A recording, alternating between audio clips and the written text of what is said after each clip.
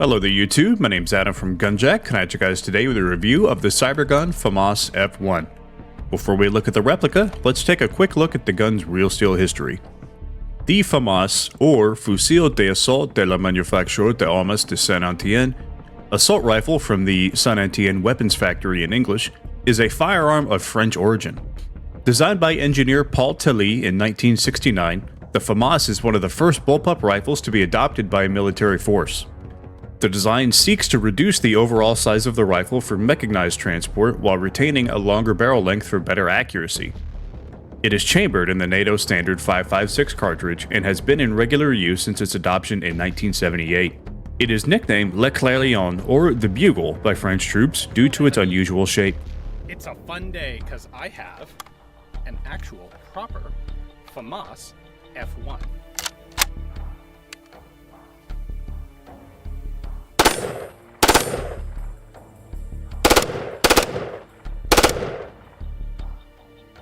I really like that. The Cybergun FAMAS is made of both metal and a mid-quality plastic. Most of the gun's body is made of the plastic material, but the parts that should be metal, such as the barrel and magazine, are made of metal.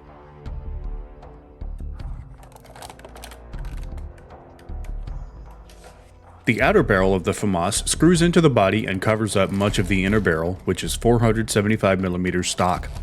I haven't been able to find aftermarket barrels for those who want to run a shorter length, but there are some adapters online for a 3D printed option. The flash hider has 14mm negative threads, which will accept the majority of flash hiders and suppressors on the market. The handguard of the FAMAS is constructed of plastic and includes a small Picatinny rail for lights or foregrips. To remove the handguard and get to the battery compartment, you need to push the safety latch far to one side and the compartment can be removed. The FAMAS is wired to small Tamiya connectors out of the box. The FAMAS includes a large charging handle that is cosmetic only, as well as a grenade launcher sight built in. More notably, the FAMAS has a built-in metal bipod right above the handguard. To deploy the bipod, just pull down on the bipod leg. The bipod is not adjustable and it is a fixed length.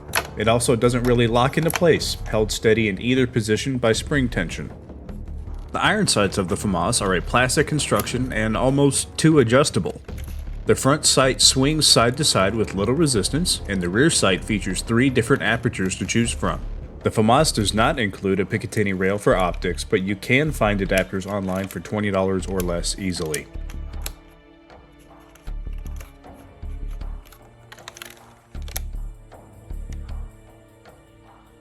The trigger of the FAMAS is made of metal.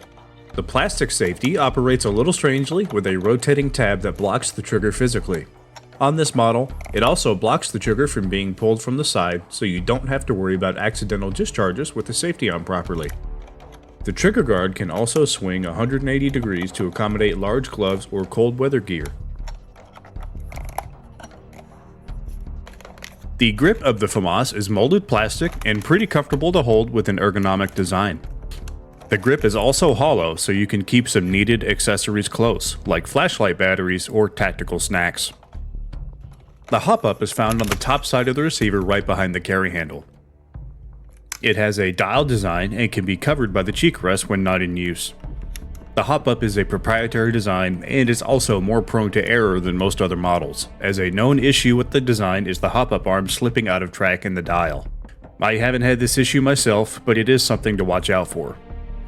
The magazine included with the FAMAS is a 300-round high cap, and despite being close to the same form factor as a Stanag magazine, it is not compatible with other replicas since they just had to be French about it.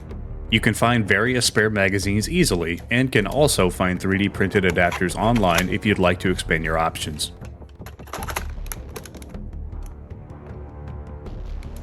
The selector switch of the FAMAS is found behind the magazine on the underside of the gun. It offers the choice of semi-automatic or full automatic, and sadly, this version does not have an option for 3-round burst. The Cybergun FAMAS uses a modified version 1 gearbox and is compatible with most version 2 parts. The motor, tappet plate, and cylinder are all a unique design. The motor is shorter than standard short type motors, but you can cut one down to fit if you want to upgrade it.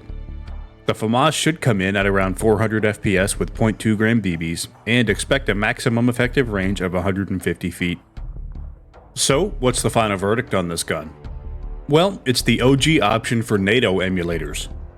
The FAMAS was the first commercial airsoft replica available way back in 1992. Fast forward over 30 years and the design has stood the test of time. It's not as foolproof or as advanced as the cutting edge, but it still goes pew when you plug in a battery and pull the trigger.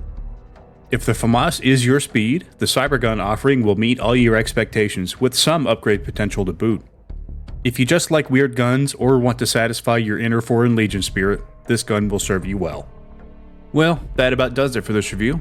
Thank you for watching. I hope you enjoyed this video, and if you did, please consider leaving a like or a comment and subscribing, since I do have more Airsoft content coming. Thanks again, and as always, stay frosty.